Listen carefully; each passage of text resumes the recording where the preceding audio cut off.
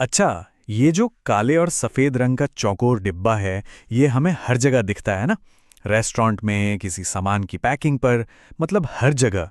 पर क्या कभी सोचा है कि इसके अंदर असल में है क्या? बिल्कुल। और ये सिर्फ एक चेतावनी नहीं है। ये समझना जरूरी है कि उन छोटे छोटे चौकोर डिब्बों में क्या छिपा हो सकता है। कोई भी जिसे इसकी थोड़ी सी भी जानकारी है, वो इसे हमारे खिलाफ इस्तेमाल कर सकता है। ये सिर्फ एक टूल नहीं है, ये जानकारी का एक दरवाज़ा है। और कभी कभी ये एक जाल भी बन सकता है। तो फिर सवाल वही है, इस छोटे से काले बक्से के अंदर आखिर है क्या?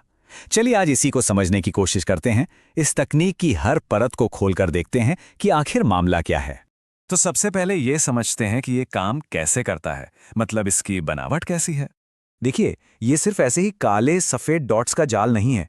हर हिस्से का एक बहुत खास काम होता है। जैसे जो बाहर का खाली हिस्सा है, उसे क्वाइट जोन कहते हैं। वो इसे बाकी चीज़ों से अलग रखता है। और कोनों में जो बड़े पैटर्न हैं, वो स्कैनर को बताते हैं कि कोड को सीधा कैसे पढ़ना है। और बीच का जो हिस्सा है, जो सबसे घना दिखता है, असल में सारी जानकारी वहीं छिपी होती है। हाँ, तो ये जो 3 कोनों में बड़े बड़े स्क्वायर्स बने हैं ना, इन्हें फाइंडर पैटर्न्स कहते हैं। ये बिल्कुल एक एंकर की तरह है। इनके बिना तो कोई भी स्कैनर कोड को समझ ही नहीं पाएगा। उसे पता ही नहीं चलेगा कि कोड शुरू कहाँ से हो रहा है और खत्म कहाँ पर। अब बात करते हैं क्यूआर कोड की असली सुपर पावर की। इसकी ताकत दो चीज़ों में छिपी है। एक तो इसकी ज़बरदस्त स्टोरेज कैपेसिटी और दूसरा इसका लचीलापन। इसकी स्टोरेज में तो ज़मीन आसमान का फ़र्क है। सोचिए, एक जो पुराना वाला बारकोड होता है, उसमें मुश्किल से 20 अक्षर आते हैं, और एक क्यूआर कोड, इसमें 4000 से ज़्यादा अक्षर आ सकते हैं, मतलब बहुत ज़्यादा। तभी तो इसमें पूरी पूरी वेबसाइट का लिंक या किसी का कॉन्टैक्ट इन्फो सब कुछ आराम से फिट हो जाता है। और इसकी दूसरी सुपर पावर, वो है एरर करेक्शन। मतलब अगर क्यूआर कोड पर कोई खरोच आ जाए या वो थोड़ा फट जाए या गंदा हो जाए, तब भी ये काम करेगा। और सबसे कमाल की बात तो ये है कि अगर ये 30% तक खराब भी हो जाए, तब भी इसे स्कैन किया जा सकता है। इसी वजह से ये इतना भरोसेमंद है।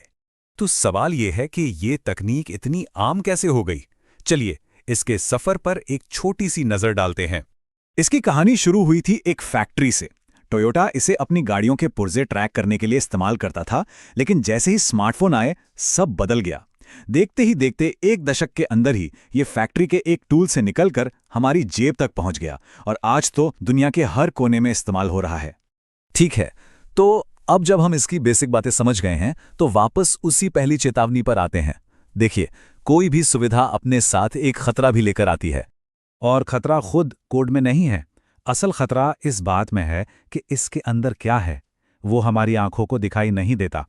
मतलब हम उस पर भरोसा तो कर लेते हैं, लेकिन ये जाने बिना कि उसे स्कैन करने पर होगा क्या। जब तक हम उसे स्कैन न कर लें, हमें पता ही नहीं चलता कि वो हमें कहाँ ले जा रहा है।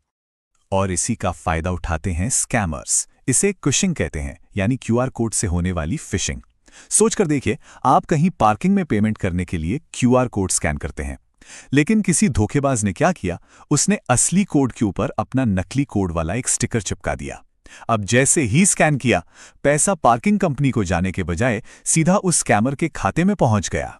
पर घबराने की बात नहीं है। अच्छी खबर यह है कि कुछ आसान सी सावधानियां बरतकर इन खतरों से बचा जा सकता है।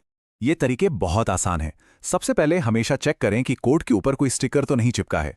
दूसरा, किसी अनजान ईमेल या मैसेज में आए क्यूआर कोड को स्कैन करने से बचें। तीसरा, कोई ऐसा स्कैनर ऐप इस्तेमाल करें जो लिंक को खोलने से पहले दिखा दे कि वो क्या है, ताकि पता चल जाए कि वो आपको कहाँ ले जा रहा है। और हाँ, अगर कोई साइट जरा भी अजीब लगे तो उसे तुरंत बंद कर दें। तो अगली बार जब कोई क्यूआर कोड स्कैन करने लगे, तो बस 1 सेकंड के लिए रुककर सोचें। ये छोटा सा चौकोर डिब्बा किसी भी चीज का शॉर्टकट हो सकता है, लेकिन क्या हमें पता है कि ये रास्ता हमें कहाँ ले जा रहा है? याद रखिए, इस सुविधा के दौर में थोड़ी सी जागरूकता ही सबसे बड़ी सुरक्षा है।